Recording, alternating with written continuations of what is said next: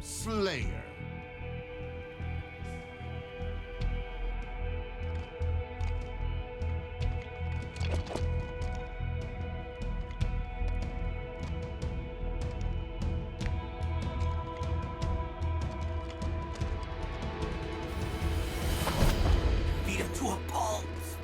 What's going on, guys? Gunplay here, back with another video. Today we're going to be talking about the Halo Infinite tech preview that went live last weekend. You could sign up for it at halowaypoint.com, and 343 Industries would randomly select they did randomly select players to test out the game and give thoughts on it. Unfortunately, I was one of the people who got selected, so I had the privilege of recording a bunch of gameplay for you guys and showing it off, and I'm just going to talk about what I thought about the game, what I liked, what I didn't, what needs to be improved. And as you guys may know, this is the first review on my channel, so I'm excited about it. I'm pumped to just be able to share this experience with you guys, and I'm going to do my best because, well, I've never done a review and I don't know what I'm doing. So without further ado, let's get into it. Halo Infinite tech preview. What did I think? Going into this preview, I was incredibly excited. I was stoked to be one of the first people to play it. I was hyped about it. However, I had played games like Halo 5, and I don't want to talk trash on Halo 5 or be biased and be like, oh, Halo 5 was such a bad game and follow the crowd. Personally, I wasn't a big fan of it. It didn't personally feel like Halo to me. And seeing this game, what they had showed off, and playing it for the first time, it feels like Halo 5. This game plays like it a lot. The way you move around, just the way you shoot guns, like it has that style to the game, with a little bit of Halo 2 thrown into the mix. So it's kind of like if Halo 5 and Halo 2 had a kid, this is what you got. It was done really well. 343 hit it on the nose. In games like Halo 4 that had way overtuned sprint, you could get from point A to point B in the map within seconds because you ran so fast. Halo 5 had an insane amount of movement tools. You had sprint, you had slide, you had a built-in thruster pack system for dodging. So there was just, the skill gap was there, which created, let's be honest, it created a fun way to play the game. However, as a Halo game, personally for me, I wasn't a big fan of the game as a Halo game. It didn't give me the Halo feel. But this game does it really well, actually.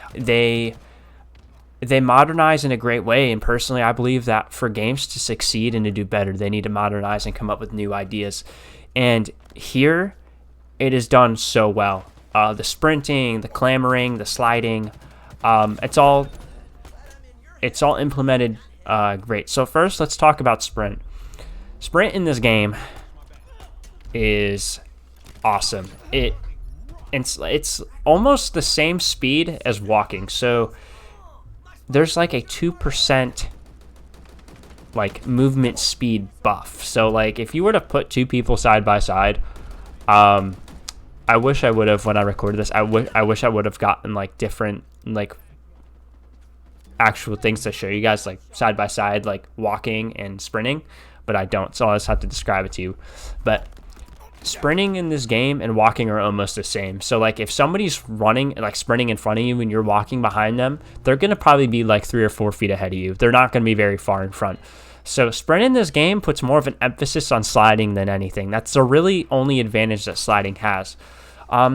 Sliding in this game, it's unique because you can't just run in and slide and like catch somebody off guard. You have to think when you're doing it because it's kind of a slow slide, but if you use it right, it can be very good. For example, there were times I was playing on certain maps that have like slopes and like uphills and downhills, and if you time like your sprint right, coming off of a platform, and you go to hit the ground and you slide, momentum will take you to a piece of cover or to a gadget. And then when you add the sprint and the slide, take those things together and then implement something like the grappling hook, movement just gets insane.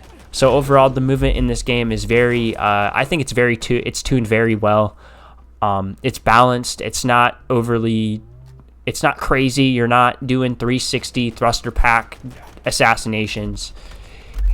it feels like Halo and it plays like Halo in a modern way.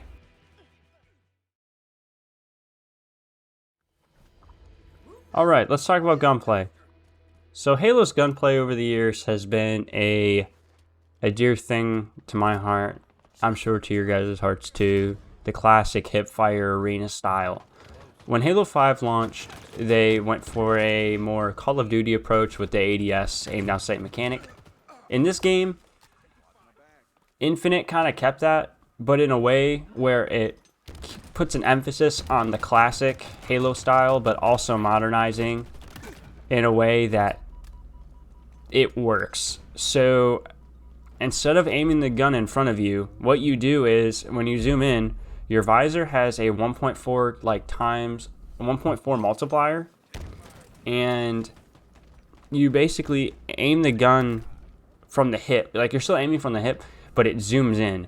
So you get a little more accuracy from guns like the AR, the pistol, the shotgun, things like that. So like in other Halos, they didn't have that. So the only guns that could scope in were the sniper, rocket launcher, DMR, battle rifle. All those were the only guns that could do it. In this game, every gun has a way to at least zoom in a little bit to give you more range. The weapons, how do they play and feel? They all play really nicely. The AR, personally, I was surprised. In the past Halos, the auto rifle has been a really bad weapon. Halo 3, it was really bad. Halo 1, it wasn't good. Halo Reaches was okay. It was just, obviously, it wasn't really good at medium range. I mean, it's an auto rifle, you know, how good is it supposed to be? But it didn't have a lot of range, but it was okay. In this game, it has potential. It played really nicely at range. I mean, like, close to medium. I found myself winning a lot of gunfights with it. It played really well. The sidekick, which is like the new pistol you got, I think that was a great pistol. It's effective. I think it's like a 5 to 6 shot kill. That played really nicely. It hit hard. I found myself using that a lot. I found myself maining that weapon for some matches. I would just go around pistoling people. The battle rifle feels classic. It feels like Halo 2, Halo 3. 36 round mag like normal. Yeah, it packs a punch. It's a solid weapon. I understand why it's a wall weapon. It's really good. Let's talk about the commando. Okay, so I think this gun is supposed to replace the DMR. Don't quote me on that. I don't know. I would like to see the DMR back in the game. However, I won't be surprised if this gun replaces it. This is a medium, the long range weapon. It's full auto. This thing hits hard. I would not be surprised if this gun was meta or somehow broken at launch. This thing destroys people. However, my biggest complaint about it was that I felt like when I aimed down sights, this gun has so much recoil. I felt like I was almost fighting the gun. Like I had to pull on my right thumbstick so much to keep this thing in place. It just bounced everywhere. However, the gun, I felt like I had more control. I found myself hip firing at super long range because I thought I had more control over the gun then than I did if I was aiming down sights. The only few guns that I wasn't a big fan of, there was really only one. I enjoyed most of them. The shotgun I thought was good. Rocket launcher is a rocket launcher. You know, what am I supposed to say? It blows stuff up. It's good. The sniper was nice. The sniper in this game, I don't know if it's the engine or not, you know, or because it was a 2-month-old build I was playing on. It felt kind of stiff and clunky. I'm guessing maybe if that's the case, maybe they're going for that on purpose to kind of create a skill gap with the sniper, because it was hard to get headshots with. It was really hard. I had a hard time. I think I only hit like 3 or 4 in my time playing. Like, I got kills, but they weren't headshots. So it takes a while to get used to. The only gun, though, that I wasn't a fan of was the pulse carbine. It's a new Covenant weapon. It was like a 3-shot burst. It was okay. It's kind of I think it's like a medium range weapon. It's 3-shot burst. I personally just didn't like it. I felt like it was slow and kind of inconsistent. I just found myself playing with battle rifles, commandos, and just the UNSC weapons. I've always been more of a fan of those. I tried the Needler out. The Needler's very good. Again, besides the next to the commando, that's another weapon that I could see getting nerfed at launch unless they somehow tune it. Right now, if 343 sees that people were like, oh my gosh, like the commando and the needle are broken, please fix. I could see them maybe doing it then. But yeah, overall, all these weapons are really good. I'm really excited to see when they come out, if they're changed at all or if they're the same. But yeah, so overall, all the weapons feel really, really good. All right, let's talk about one of my favorite things about Halo, armor customization. Halo over the years has had a pretty vast armor customization system. Starting with Reach is when I believe it took off. You could customize like different shoulder pads. You had like wristbands, like different kinds. You had like 5 different kinds in Halo Reach. You had like these little gadgets that you could carry on your side. You had visor colors, you had armor effects. Each helmet had its own variant of it, so it had like at most 4 variants of like the same helmet you could unlock. In Halo Infinite, it's pretty similar to that. However, some items are locked behind the battle pass, which isn't, a huge deal. I think each battle pass is going to be like $10. In the tech preview, they did give us like a $3,000 in-game credit, so we could go in and like purchase items in the battle pass, along with just getting XP in matches to unlock different items. So overall, it was pretty similar to Halo Reach in that you could get different variants of armor and stuff. The shader system, I'd say, was my biggest complaint. In most Halos, besides I believe, I know Combat Evolved. I'm not sure about Halo 2. I didn't play Halo 2 a ton, but from what I know, they had a one shader system where it was like, this is your color and that's it. In Halo 3 and forward, you could change. You had like a primary color and a secondary color. In this game, they go back to like the Combat Evolved system where it's like, here's one color and this is it, except you could get like different rarities of shaders which had like mixed color palette, which I wasn't a big fan of. I would have liked if I would have just been able to pick my own colors. Another thing that they did, what was really nice, is like Spartan prosthetics. So you can go into the menu where you customize your character's like size, and you can do like prosthetic arms, legs, hands. So I thought that was just a cool feature to add instead of like putting it behind an armor variant. I know in Halo Reach they had prosthetics, but they were like 175,000 in-game credits, which was a big grind. So it's cool to see that they just kind of added in as a already to go feature. The last thing to talk about in armor customization, or in customization in general, is AI. In Halo Infinite, they add a new feature for when you're in battle. It's just like a cosmetic feature. So you have an AI that you can pick from. So far in the preview, they gave us 5 of them. I chose Fret, which is like a little cone. He's like a little pyramid AI, and each one has like their own personality, and you can pick their cut and pick a different color. And they just talk to you. You pick up stuff. They'll make like little jokes and comments. Some are sarcastic. Some are like overly like giddy, and they just make jokes while you're on the battlefield. I thought it was just kind of a fun approach to the game. So overall, I thought customization was good. Again, I would have liked the shader system to go back to the whole primary and secondary color. But overall, I think the customization is pretty vast and really puts an emphasis on, this is your Spartan, customize how you like. Let's talk about gadgets and gunplay. I don't have much to say in the department of maps.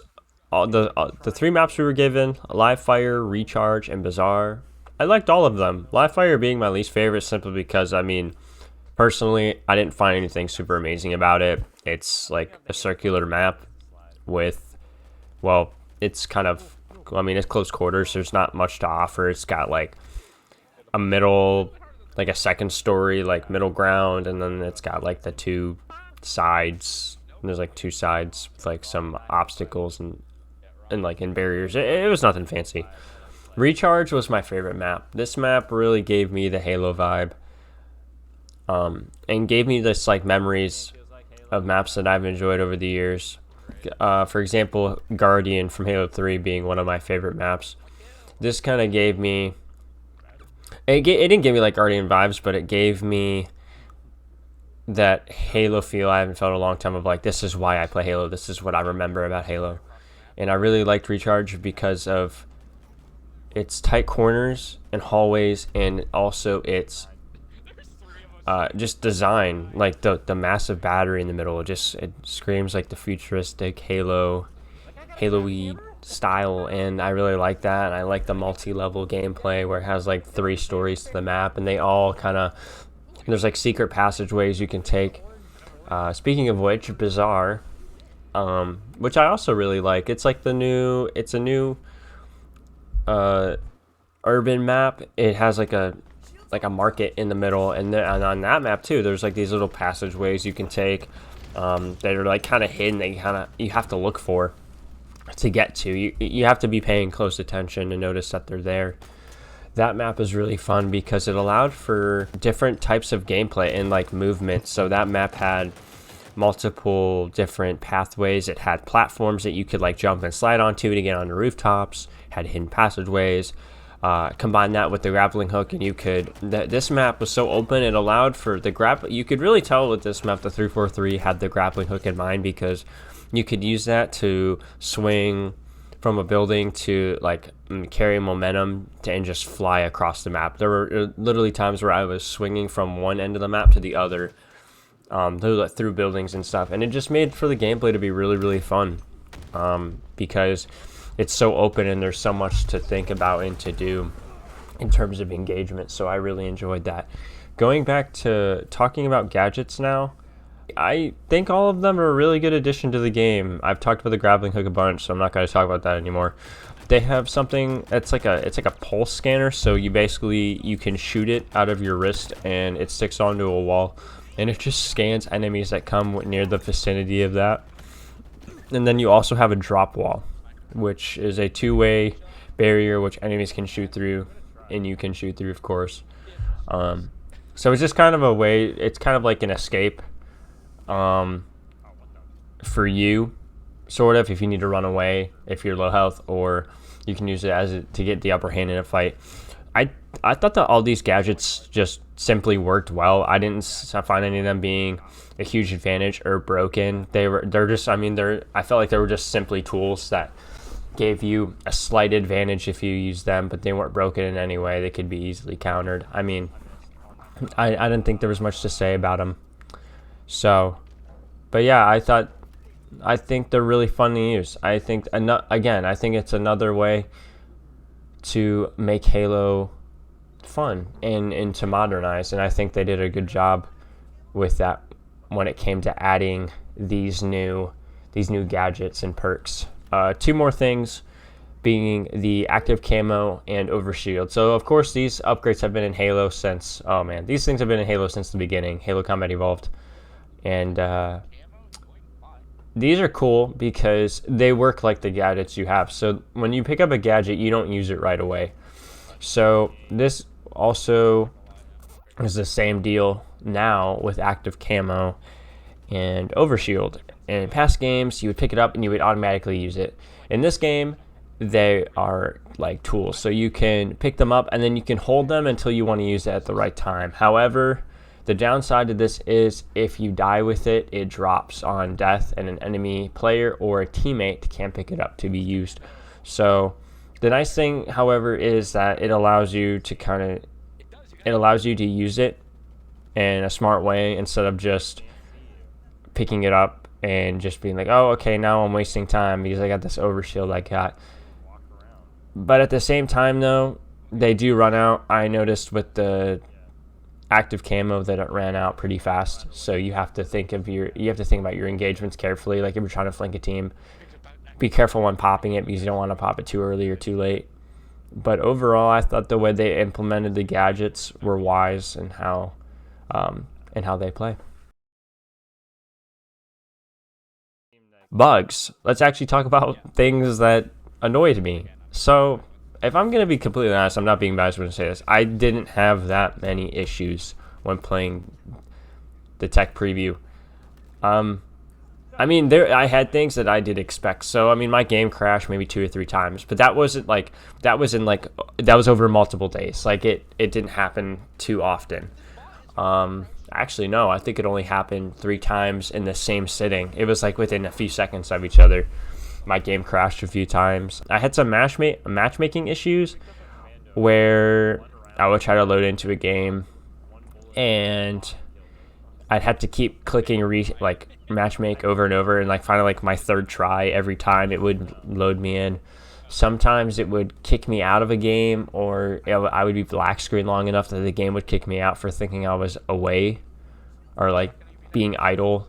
I had some shader issues in the menu where things wouldn't load right. Other than that, I can't really think of any other bugs that I had. None of them were detrimental. None of them I was real surprised by, besides the only thing that really kind of bothered me was, and this is kind of this isn't really an issue, but so I have a 1080p monitor. Fortunately though, I have a 1440p 4K capable graphics card. But because I have a 1080p monitor, so I normally just play 1080p. But some games I'll play higher to upscale the quality of the game. This game, 1080p looked really rough to me. I don't know if it was just the game or what, because of the build that it is. But I noticed that 1080p looked really blurry and fuzzy. Like it just didn't look clear. It looked really pixelated. So I had to play at 1440p to kind of make the game pop a little more. But other than that, I didn't notice any game-breaking bugs or anything that seemed to be an issue. Didn't notice any lighting stuff. But yeah, other than that, my overall experience in the Halo Infinite tech preview was really fun. I'm excited to see the final product when the game comes out. Super stoked to try it with my friends who are experienced Halo players, and also those who will be trying it for the first time, because the multiplayer is free to play. If you enjoyed this, don't forget to leave a like and subscribe, share with your friends, and I will see you guys in the next video.